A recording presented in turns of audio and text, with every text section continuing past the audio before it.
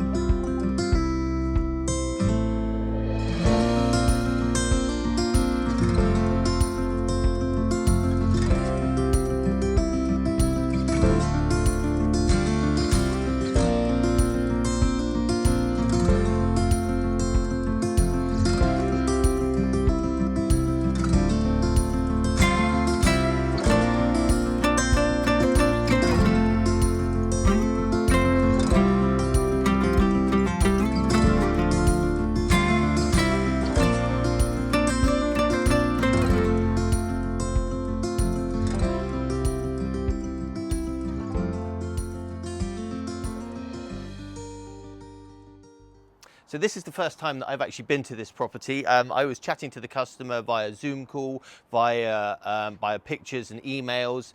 He'd seen us on YouTube, I think, or on Instagram, and decided to get in touch with us about his outdoor kitchen that he wanted. So this whole space has been completely redone. So he had his own contractors, local to here, come in and put all this gorgeous porcelain tiles down. So I think this might be like a candle grey, something like that, which is a lovely colour. It works really well with the house. The house is rendered. It's got the anthracite bifolds and windows there.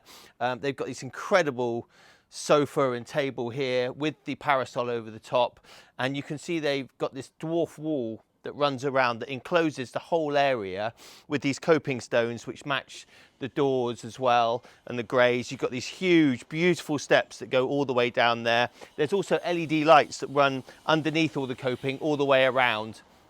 So you've got your sort of relaxation, chill out area over here. You come across to here, you've got your dining area. So you've got an 8-seater dining table. You've got the umbrella there.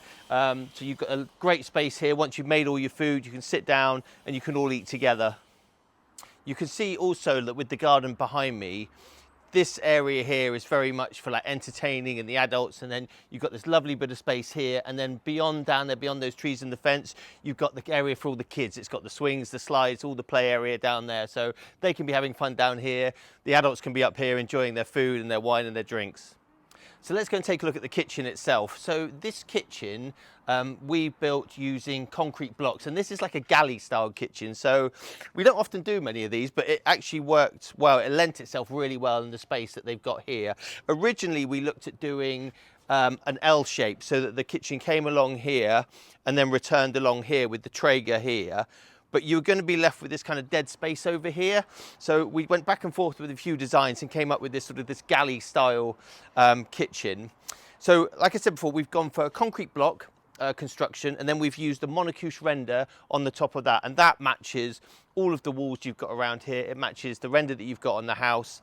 It just looks very modern, very contemporary. For the worktops on this, we've used exactly the same porcelain tiles that they've used on the patio here. So it all ties itself in really, really well. The way that I've designed this kitchen is I've made the dimensions of it the exact length, so we had to have as few cuts on the porcelain tiles as possible. So the only cuts that we've got actually on these worktops are this cut here behind the Kamado and this one here. Everything else are full slab tiles, which means you've got a nice machined finish all the way around. You don't have, when you cut it, you do get like a rough edge on there, which you can polish out, but it's just much easier. It's quicker, it's more economical if you use the machined edges that come with them. On this side, you can see again, we've created these areas, these storage cupboards either side, and those have been built so that one slab will sit exactly over the whole top with a 20mm overhang all the way around. So here you've got the Kamado Joe. So the customer had this before we arrived, and he wanted to use it. So that's why we created this space here for it. Sometimes we just put a shelf along the bottom and sit it on top there. But he was quite keen, because of there's young children stuff running around, that he wanted to have it enclosed around there, hence why we built this wall around it and put the worktop on top of there. And so that is the only way you can access this now, is from the front. So this is really good. This is a smoker, it's a slow cooker. Very similar to the monoliths that we do. Kamado ovens are absolutely brilliant. I'm a massive fan of them. Coming over to here, you've got the Traeger. So this is an Ironwood 650. So this would normally come on a trolley, but what we've done is we've taken the legs and the wheels off there, and we've created this platform and just sat it directly on the platform.